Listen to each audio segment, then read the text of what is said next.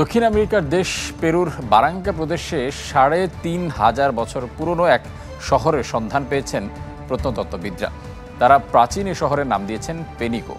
এটি ছিল এক গুরুত্বপূর্ণ বাণিজ্য কেন্দ্র, যা প্রশান্ত মহাসাগরের উপকূলীয় জনগোষ্ঠীকে আন্দিজ পর্বতমালা ও আমাজন জঙ্গলের সাথে সংযুক্ত করত। পেনিকো প্রত্নতাত্ত্বিকদের সদ্য আবিষ্কৃত ৩,৫০০ বছর পুরনো এক শহর, যার অবস্থান দক্ষিণ আমেরিকার দেশ পেরুর বারাঙ্কা প্রদেশে। এই শহর আবিষ্কারে নেতৃত্ব দিয়েছে প্রত্নতত্ত্ববিদ ডক্টর রুথ শ্যারি। তার মতে, বাণিজ্যিক যোগাযোগের জন্য একটি কৌশলগত স্থানে গড়ে উঠেছিল পেনিকো, যা মধ্যপ্রাচ্য ও এশিয়ার প্রাচীন সভ্যতাগুলোর সময়কালেই বিকশিত হয়।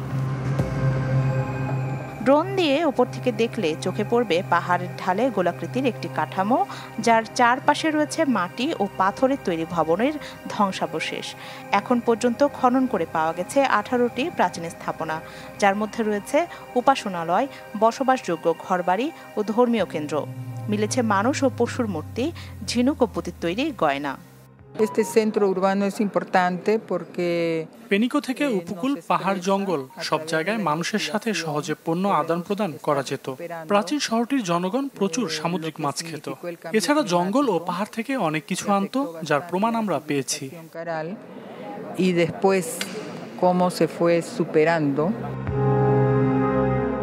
ধারণা করা হচ্ছে পেনিকো গড়ে উঠেছিল খ্রিস্টপূর্ব 1800 থেকে 1500 সালের মধ্যে, যার অবস্থান ছিল উপত্যকার কাছাকাছি। সেখানে গড়ে উঠেছিল প্রায় 5000 বছর আগে আমেরিকার প্রাচীনতম শহর কারালো।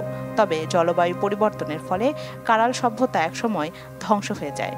পেরুর সংস্কৃতি মন্ত্রণালয়ের প্রত্নতত্ত্ববিদ মার্গো মাচাকুয়ায়ের মতে, পেনিকোর গুরুত্ব শুধু প্রাচীনত্বে নয়, বরং এটি কারাল সভ্যতার ধারাবাহিকতা বহন করে।